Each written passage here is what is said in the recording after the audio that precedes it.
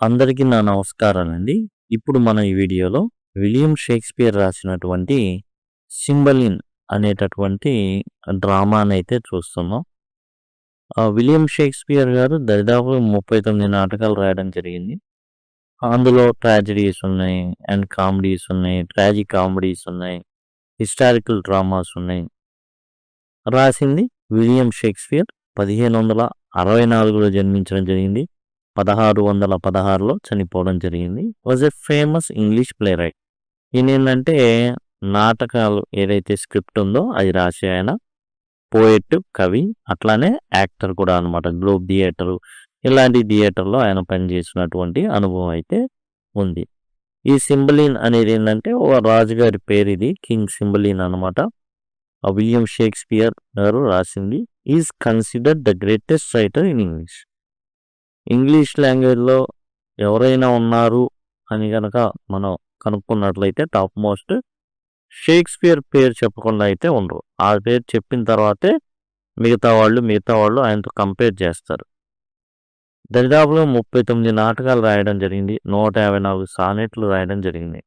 He was often called England's national poet and the bard. England యొక్క జాతీయ కవిగాను the bard అని పిలుస్తారు. The bard of Avon. Avon అనేటటువంటి నగరంలో పుట్టినటువంటి వ్యక్తి కాబట్టి ద బార్డ్ ఆఫ్ అవాన్ అని పిలుస్తూ ఉంటారు. ఇక బార్డ్ ఆఫ్ అవాన్ అంటే ఇట్స్ నథింగ్ బట్ షేక్స్పియర్ అని. ఇది యాక్చువల్గా చాలా యూనివర్సిటీలో ఈ సింబలిన్ అనేటటువంటి నాటకం అయితే ఉంది, డ్రామా ఉంది. అయితే ఇదేంటంటే ఏ యూనివర్సిటీ అయినప్పటికీ కూడా ఎస్సే ఇస్తే చక్కగా రాసే విధంగా ఇదైతే రూపొందించబడింది. దయచేసి గమనించండి. Cymbeline is a play about love, jealousy and forgiveness. సింబలిన్లో ఎత్తుకు పై ఎత్తులు చాలా ఉంటాయండి. చాలా అంటే ఒక రకంగా ఇది ట్రాజడీగా మారడానికి చాలా అనుకూలంగా ఉన్నటువంటి ఒక రకమైన కామెడీ ఇది. ఎందుకంటే ఎత్తుకు పై ఎత్తులు మామూలుగా ఉండవు. దరిదాపుగా ఎక్కడో చోట తేడా పడిద్దని ఉంటుంది కానీ టోటల్గా చివరిలో కథ అయితే సుఖాంతం అవుతుంది. జలసీ ఉంటుంది, ఈర్ష్య, అసూయ, ద్వేషాలు ఉంటాయి. చివరిలో సింబలిన్ అందరినీ క్షమించడంతో ఇది సుఖాంతం అవుతుంది అనమాట. It takes place in ancient Britain. ఇది బ్రిటన్ ఏదైతే సూర్యుడు అస్తమించని బ్రిటన్ సామ్రాజ్యం చూసారా, అప్పటి కథ కాదు, రోమా ఆధ్వర్యంలో ఉన్నటువంటి బ్రిటన్ యొక్క కథ అన్నమాట. ఇది ఏంటంటే రోమన్ సామ్రాజ్యంలో భాగంగా ఉంది, అప్పటి కథ. It follows the story of princess name Imogen. యాక్చువల్గా సింబలిన్ అనేటటువంటి రాజు ఉన్నప్పటికీ కూడా యాక్చువల్గా అతని కూతురైనటువంటి ఇమోజన్ ఎవరైతే ఉన్నారో ఆమె చుట్టూనే కథ మొత్తం తిరుగుతుంది. ఎందుకంటే సింబలిన్ యాక్చువల్గా ఫస్ట్ పెళ్లి చేసుకున్నాడు. పెళ్లి చేసుకున్నప్పుడు 2 అబ్బాయిలు పుట్టారు, 1 అమ్మాయి పుట్టింది. ఈ 2 అబ్బాయిల్ని పురిటిలోనే అంటే ఏదైతే పుడతారో అక్కడి నుంచి దొంగతనంగా ఎత్తుకెళ్ళిపోతాడు ఓ వ్యక్తి. ఇక మిగిలిన ఎవరైనా వారసురాలు ఉందంటే అది ఇమోజన్. ఆ తర్వాత సింబలిన్ రాజు ఏం చేస్తాడంటే ఇంకో ఆమెను పెళ్లి చేసుకుంటాడు. సవతి తల్లి అవుతుంది. సవతి తల్లి ఆమెకి ఆల్రెడీ ఒక కొడుకు ఉంటాడు. అండ్ వాడిని ఇమోజిన్ని కట్టబెట్టాలని చూస్తూ ఉంటుంది. అంతా అసలు టోటల్ మొత్తం పన్నాగాలన్నీ కూడా దాని చుట్టూనే తిరుగుతూ ఉంటాయి మోస్ట్. ఇప్పుడు ఇమోజిన్ దాని నుంచి ఎట్లయినా తప్పించుకోవాలి. కాబట్టి ఏం చేస్తుంది అంటే Imogen is the daughter of king Cymbeline కుమార్తె. She secretly marries a noble but poor man named Posthumus. ఇప్పుడు తన సవతి తల్లి కొడుకు ఎవరైతే ఉన్నారో అతని నుంచి ఎట్లయినా సరే తప్పించుకోవాలి. ఇంకోటి ఏంటంటే ప్రేమిస్తుంది పోస్ట్యూమస్ అనే వ్యక్తిని. ఇతను పేదోడు, అంటే నోబులే కానీ డబ్బులు లేవు. అంటే నోబుల్ అంటే ఏంది, కులీన రక్తం అన్నమాట. అంటే నోబుల్ బ్లడ్ అయితే ఉంది, లైనేజ్ అయితే ఉంది, వారసత్వం ఉంది కానీ డబ్బులు లేవు. అలాంటి వ్యక్తి పోస్ట్యూమస్ అని కూడా అంటారు, పోస్ట్యూమస్. అయితే when the king finds out he is angry and banishes Posthumus. ఈ విషయం ఎప్పుడైతే తెలుస్తుందో, అరే అనగానోడు డబ్బులు లేవాడి దగ్గర, అలాంటిది ఎందుకు పోస్టిమస్‌ని నా కూతుర్నిచ్చి పెళ్లి చేయి. ఒక్కగానొక్క కూతురు. టోటల్ ఆస్తికి గాని, వారసత్వానికి గాని ఒక్కగానొక ఆమె. ఎందుకంటే ఇద్దరు కుమారులు లేరు గదా! కాబట్టి పోస్టిమస్ ఏం చేస్తాడంటే దేశ నుంచి బయటికి గెంటేసేటటువంటి శిక్ష ఏస్తాడు. దేశ బహిష్కరణ చేస్తాడు. While away Posthumus meets a man name Iachimo. ఇక ఈ విధంగా బయటికెళ్ళిపోతాడు. మధ్యలో కుట్రలు కొన్ని జరుగుతాయి. సవతి తల్లి ఏం చేసిద్దంటే కలిసేటట్లు చేస్తుంది ఒకసారి. ఎవరిని పోస్టిమస్‌ని అండ్ ప్లస్ ఈ అమ్మాయిని ఇమోజన్‌ని. అది కూడా ఒక కుట్రలో భాగం. బట్ ఏదైనప్పటికి కూడా ఇలాంటి చిన్న చిన్నయి ఉంటాయి. మనం ఏందంటే మెయిన్ కాండం. చెట్టుకున్న కాండం లెవెల్‌లో వెళ్తున్నాం. చిన్న చిన్న ఆకులు పక్కన ఉన్నటువంటి ఇవి చిన్న చిన్న ఆకులు కొమ్మలు వైపు వెళ్ళట్లా. మెయిన్ కథలోకి వెళ్తున్నాం. ఇక ఏందంటే పోస్టిమస్‌కి ఇషిమో అనేటటువంటి వ్యక్తి కలుస్తాడు.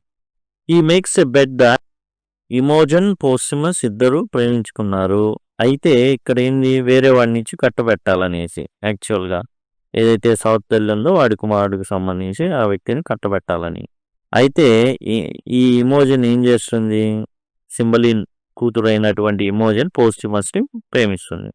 ఈ విషయం తెలిసిన తండ్రి సింబలిన్ పోస్టిమస్‌ని డబ్బులు లేవు కాబట్టి దేశ బహిష్కరణ గావిస్తాడు. ఇక్కడ పోస్టిమస్‌కి ఇషిమో అనేటటువంటి వ్యక్తి కలుస్తాడు. He makes a bet that he can prove Imogen is unfaithful. అయితే ఇక్కడ కలిసినప్పుడు ఏం జరుగుతుంది అంటే మనం చెప్పుకున్నాం కదా సౌత్ తల్లి ఏర్పాటు చేస్తుంది. ఈ కలిసినప్పుడు ఏం జరుగుతుందంటే ఇద్దరు కూడా కొన్ని వస్తువులు ఎక్స్చేంజ్ చేసుకుంటారు. ప్రేమకి గుర్తుగా, నమ్మకంగా ఉండమని. ఏంటంటే ఇమోజన్ వచ్చేసి తన తల్లికి సంబంధించినటువంటి ఒక బంగారపు ఉంగరాన్ని పోస్టిమస్‌కి ఇవ్వగా పోస్టిమస్ ఏం చేస్తాడంటే ఒక బ్రాస్లెట్‌ని తీసి ఇమోజన్‌కి ఇస్తాడు ప్రేమకు గుర్తుగా. ఇప్పుడు ఇవే కీలకం అన్నమాట. ఇప్పుడు ఇషిమో పందెం కాస్తాడు. ఎక్కడో పోస్టిమస్‌కి తగులుతాడు. పోస్టిమస్ కథ అంతా విన్న తర్వాత ఇషిమో చెప్తాడనమాట. ఏందంటే బెట్ కాస్తాడు. That he can prove Imogen is unfaithful. Imogen వేరే వాళ్ళ మాయలో పడిపోతుంది. కావాలంటే నేను ప్రూవ్ చేస్తా వదిలేయి ఆ అమ్మాయినని ఇషిమో పోస్టిమస్‌తో అంటాడు. లేదు లేదు నేను ప్రేమించిన అమ్మాయి ఇమోజన్ నాకు కట్టుబడి ఉంటుందనేసి ఇతను. సరే ఇషిమో ఏం చేస్తాడు? బెట్ ఏందంటే ఒకవేళ బెట్‌లో గనక గెలిస్తే ఆ బంగారపు ఉంగరం పోస్టిమస్ ఏదైతే ఇమోజన్ ఇచ్చినటువంటి బంగారపు ఉంగరాన్ని ఈ పోస్టిమస్ ఎవరికివ్వాలి? ఇషిమోకివ్వాలి. సో ఇషిమో ఏం చేస్తాడు? వెళ్ళిపోయి ఆ అమ్మాయిని ఇతను దేశ బహిష్కరణలో ఉన్నాడు. ఇతను వెళ్ళిపోయి ఆ అమ్మాయిని ఎట్లా అయినా సరే ఏమంటారు లైనేస్తాడు. లైన్ వేస్తే వర్కౌట్ అవ్వదు, కోప్పడిద్ది, మొత్తానికి ఎంత జరిగిద్ది. ఇతను ఏం చేస్తాడంటే రహస్యంగా రూమ్‌లోకి వెళ్ళిపోయి ఈ కడియాన్ని దొంగిలిస్తాడు. దొంగిలించి ఏం చేస్తాడంటే he sneaks into Imogen's room and steals proof to make seem like she betrayed him.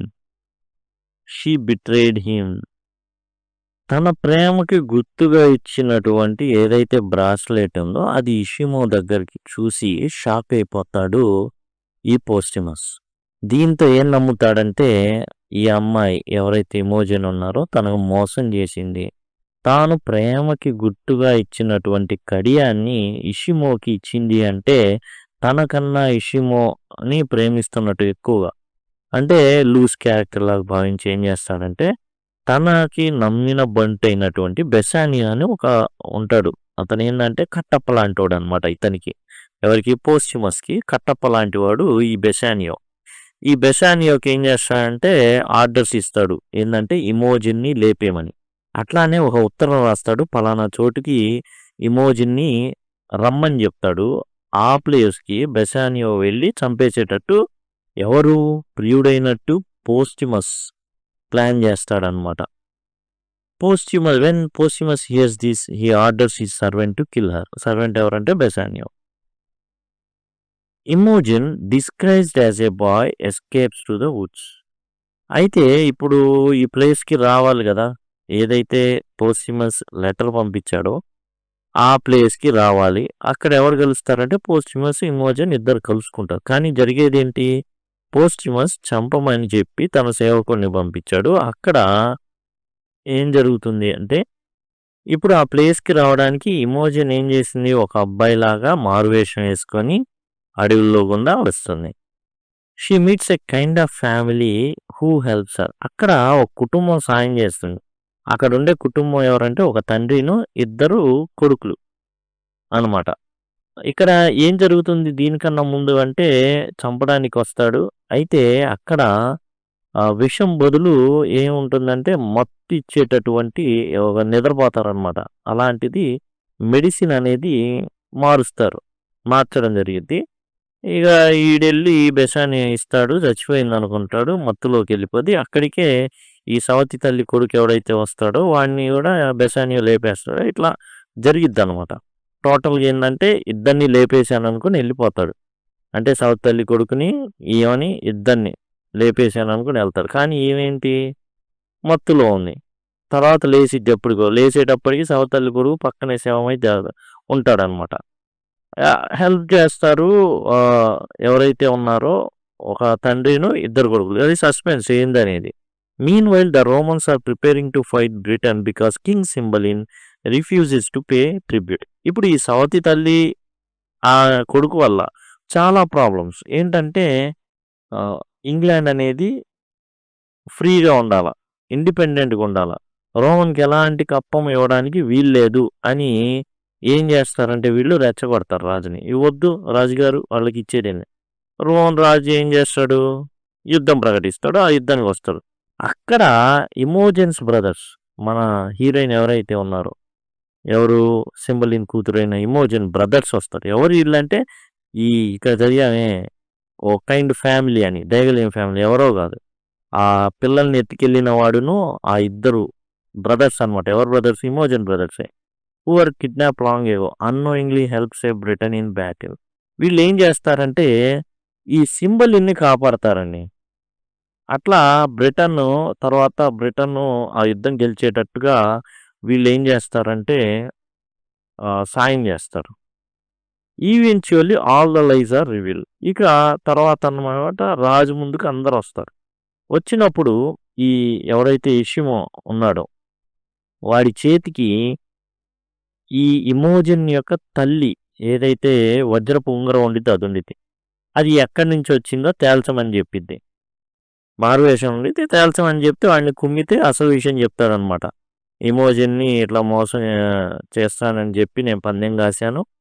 తాను పడలేదు. నేను దొంగిలించాను. అప్పుడు ఈ వ్యక్తి ఎవరు పోస్టిమస్ ఇది ఇచ్చాడని చెప్పడం జరిగింది. అక్కడ హీరోయిన్కి దొరికిపోతాడు పోస్టిమస్ క్షమాపణ అడుగుతాడు. తర్వాత అక్కడే ఉన్నట్టు వ్యక్తి రాజుని కాపాడినటువంటి ముగ్గురు తండ్రి అండ్ కుమారుల ద్వయం. ఆ తండ్రి అడుగుతాడనమాట క్షమించమని. అయ్యా నేనే మీ కుమారులను ఎత్తుకెళ్ళాను కక్షపూరితంగా. నేను కక్ష కట్టి కాబట్టి దయచేసి క్షమించండి. ఇదిగో మీ కుమారులని ఇస్తాడు. అట్లా అయిందంటే ఒక హ్యాపీ ఎన్వైరన్మెంట్ అనేది ఏర్పడుతుంది. ఇమోజన్ ప్రూవ్స్ ఆర్ ఇన్నోసెన్స్. అక్కడ ఇషిమో నోటి గుండానే ఇమోజన్ మంచి అమ్మాయి కన్య అనేసి అన్నమాట. ఒక రకంగా ఇన్నోసెన్స్ అంటే అదే. అంటే తాను ఏ తప్పు చేయలేదని. Posthumus regrets believing the trick and the lost brothers are united with the family. Posthumus బాధపడతాడు. అయ్యో వాడు చేసిన పన్నాగని నేను చాలా ఇదయ్యానే అనేసి బాధపడతాడు. ఆ తర్వాత ఎవరైతే కిడ్నాప్ గురయ్యారో ఆ బ్రదర్స్ ఇద్దరు కూడా రావడం. King Cymbeline forgives everyone. ప్రతి ఒక్కరిని కూడా కింగ్ ఏం చేస్తాడంటే క్షమించడం జరుగుతుంది. ఎందుకంటే అన్ని మంచే జరిగింది. ప్రతిదీ మంచే జరిగింది. ఇంకో మంచి కూడా జరుగుతుంది ఏంటంటే బ్రిటన్ గెలుస్తుంది. And the story ends happily with peace between Britain and Rome. బ్రిటన్కిను రోమ్కి జరిగిన యుద్ధంలో బ్రిటనే గెలుస్తుంది. అయినప్పటికీ కూడా అంతా మంచి జరిగింది కాబట్టి అనవసరంగా రోమ్ సామ్రాజ్యంతో గొడవలు ఎందుకు? ఎందుకంటే రోమ్ సామ్రాజ్యం రిలీజియస్గా కూడా హెడ్డే. ఒకవేళ పొలిటికల్గా విడిపడిపోయినప్పటికీ కూడా బ్రిటన్ రిలీజియస్గా మాత్రం అండర్ రోమ్ ఉండాలి. ఇవన్నీ తలకాయ నొప్పులు ఎందుకు? సరేలే కప్పం కడతానులే అనేసి చెప్పేస్తాడు గెలిచినప్పటికీ కూడా Cymbeline. This play teaches us about trust, నమ్మకం, లాయల్టీ. ఒకరికి నమ్మకంగా ఉండడం. బెసానియో నమ్మకంగా ఉన్నాడు. ఇక్కడ చూస్తే ఇమోజన్ నమ్మకంగా ఉంది. And the power of forgiveness అనేది ట్వైస్ బ్లెస్డ్. క్షమాపణ అనేది రెండు రకాల ఆశీర్వాదాలను తీసుకొస్తుంది. ఒకరు క్షమించిన వాడికి, ఒకరు క్షమించబడిన వాడికి. ఇద్దరికి కూడా పాజిటివ్ అనమాట. ఉభయ కుషులోపరి క్షమించడం అనేది. కాబట్టి అది మనకి సింబలిన్ దాంట్లో కనబడుతుంది. అంటే టోటల్గా మనకి ఏంటంటే ఏ క్వశ్చన్ ఇచ్చినా కానీ ఎస్ఏ రాయడం అనేది సింపుల్గా ఉంటుంది. ఇదండి Cymbeline. Thank you. Thanks allot.